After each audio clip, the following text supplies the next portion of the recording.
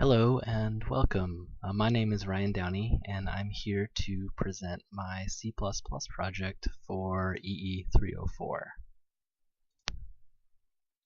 So I'll just start off. I'll show you what I made for this project. I decided to make a Roman numeral calculator. It's kind of like a normal calculator, but you enter your numbers in as Roman numerals. So as you can see, we have a bunch of buttons here. I, V, X, L, C, D, and M are how we enter our Roman numerals. The delete button is kind of like a backspace, so if we made a mistake, we can delete and re-enter it. Clear just clears the entire bar up here. And we have our operators down here, plus, minus, times, divide. And then when we're done and we want to evaluate our expression, we hit the equal button. So let's do an example or two just to see it working. Let's do L, which is 50, times II, which is 2, and that equals C, which is 100. Alright, so let's delete that now, and let's try something a little more complicated.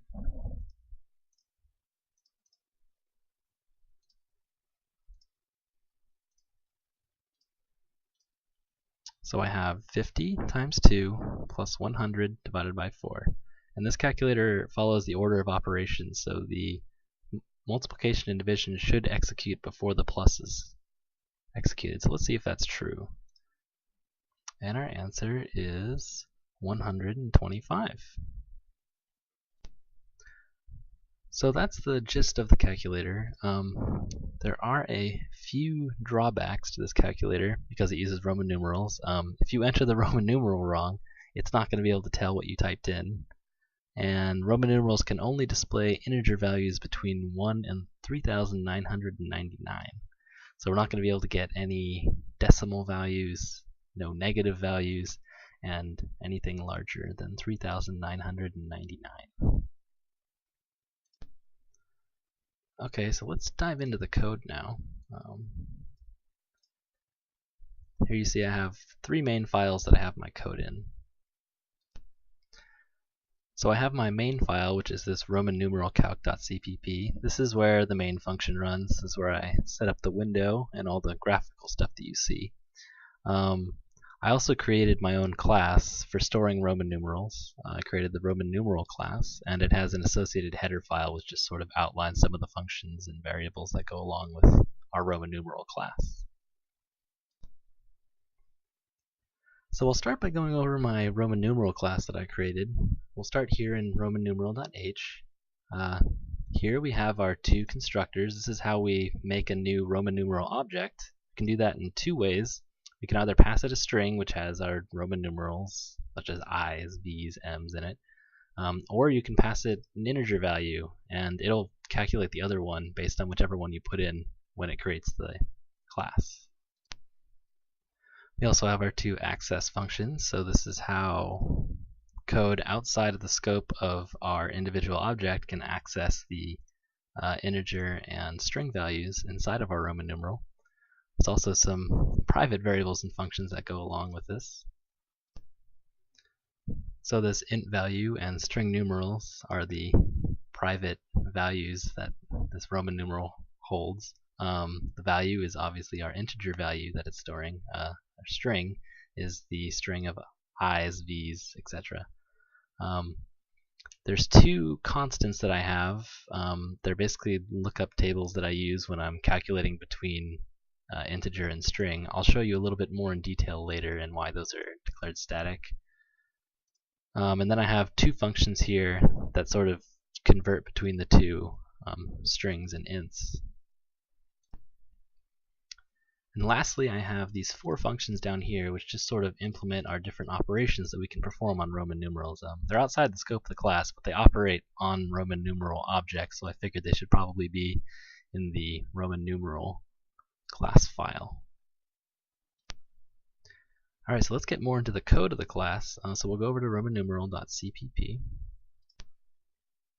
So these 2 arrays that I have declared up top, these are the static variables that I showed you in Roman numeral.h, these 2. Basically what they are is this is an integer one, this is a string one, and the value in the integer one corresponds to the value in the string one. So for instance, m is 1000, cm is 900. These are all the different combinations we can have.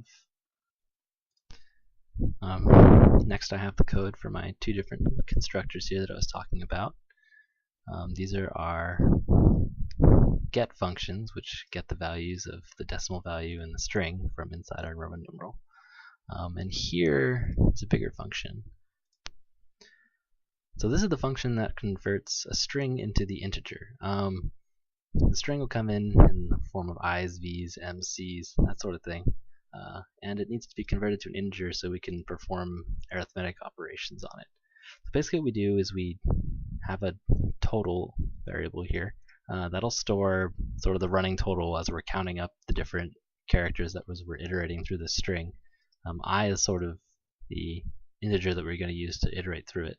So basically for each character we just check to see what the character is, and then we figure out what value it is.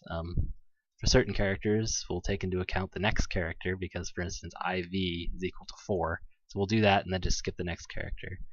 So once we figure out the value of each character, we just add that to our running total until we're out of characters. And at the end, we should have the integer value of our string.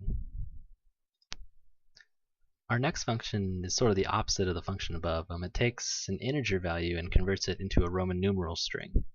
So we have an integer, which is sort of the total left. This means we sort of take the integer that we start with, and we'll be subtracting the amount that we're writing into our Roman numeral as we go along, and eventually we'll have 0. And this string I'm declaring here, this numeral build, it's an empty string at first, but I'm going to be adding Roman numerals into it as I'm subtracting them from this running total. So this loop here has to deal with the constant static arrays, these lookup tables that I declared up way up top here. So basically what I'm going to do is I'm going to, for every value in the number lookup table, which is this one here, I'm going to compare that against our sort of how much we have this total left variable. And if it's bigger than that, we're going to subtract the number in the number lookup table until it's smaller than the number that we're looking up. And every time we do that subtraction, we'll add the corresponding character in the string lookup table. So for instance, if we were subtracting 1000, we would add an m to our string that we're building.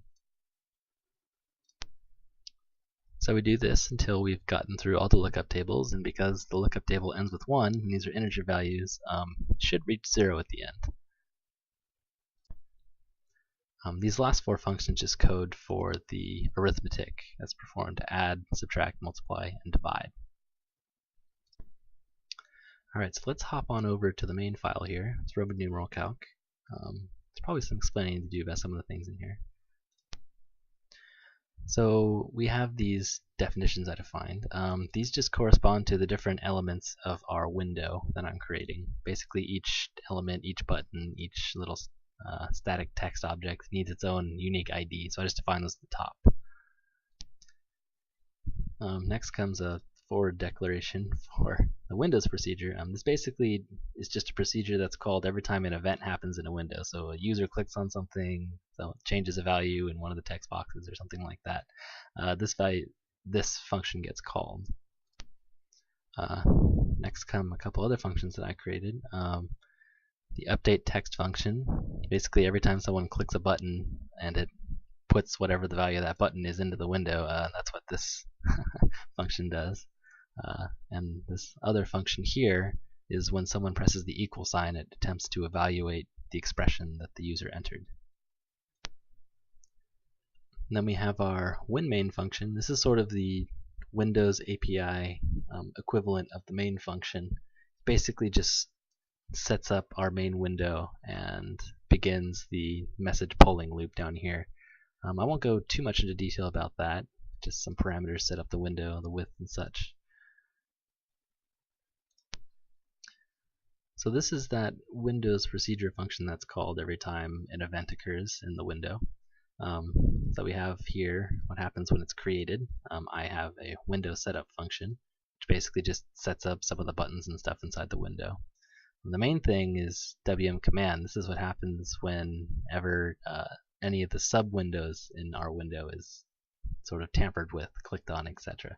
So I take this switch here. Basically, you take the low word, which tells you which child window that it messed with, someone messed with, and then I have all the different cases for all the different buttons that could have been pressed. So I, V, X, all those buttons. It's a giant switch statement.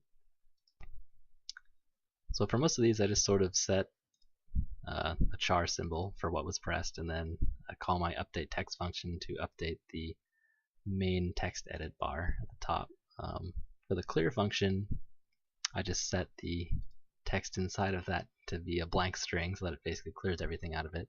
And equals our evaluate text function, which tries to evaluate the expression.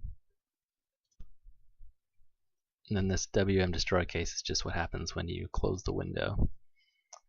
Next is our window setup function. This just sets up all the buttons, their text field, our instructions on the side, and sort of their position on the screen, stuff like that. This is the update text function. Basically what it does is it takes the text that's already in our text field at the top. It either, if it's a delete, it'll backspace, basically it'll remove one of the characters that's in it and paste it back up to the text buff field. Or it'll add whatever character is trying to be added. There's a pen character here. And lastly, we have our evaluate text function, which this function will try to evaluate the expression inside of the text field. We have a bunch of variables up here.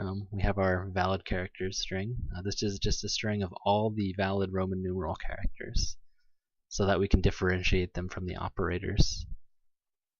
We have a string which will hold all the operations, and an array of strings which will hold all the different numerals that are sort of on either side of the operation. So basically we'll take our expression string, we'll just take that directly from the text box, and then we'll break it into operators and numerals. So we start off here by taking a string from our text box, and then we're going to iterate through it and check to see if each character is either an operation or a part of a numeral. So if it's an operation, we'll take that character, that's the operator, we'll add it to this, our operation string, and then we'll take all the numeral characters before that operator and add it to our array of strings, our numerals. I will do that until we're done with the expression. The way I have it set up, there will be one extra numeral, so we just have to take that into account down here. Next we're going to take all of the numerals, the strings, the array of strings that we extracted, and we're going to convert those into Roman numeral objects so that we can do arithmetic on them and such. So here we do that. We create an array of Roman numerals, this RNS, Roman numeral pointers rather. That way we can sort of create and delete new ones as we're doing our arithmetic. Once we've done that, we're going to iterate through our operators and we're going to start doing our operations. Now we have to loop through our operations twice because if we have a plus before a times and we're trying to do order of operations, we have to do the times before we go back and do the plus. So we'll loop through once and do the multiplying and dividing. Then we'll loop through again down here and do the addition and subtraction. So every time we do an operation, we'll sort of create a new Roman numeral, and then we'll replace one of the old ones, and then we'll just shift down all the Roman numerals that are later on in our array, so that we'll be getting less and less Roman numerals over time. Once we do this for all the operations, we should end up with one Roman numeral at the end. So like I said, once we completed all the operations, we just have to take the last Roman numeral, which is going to be at RNS0 now, and just paste that back to our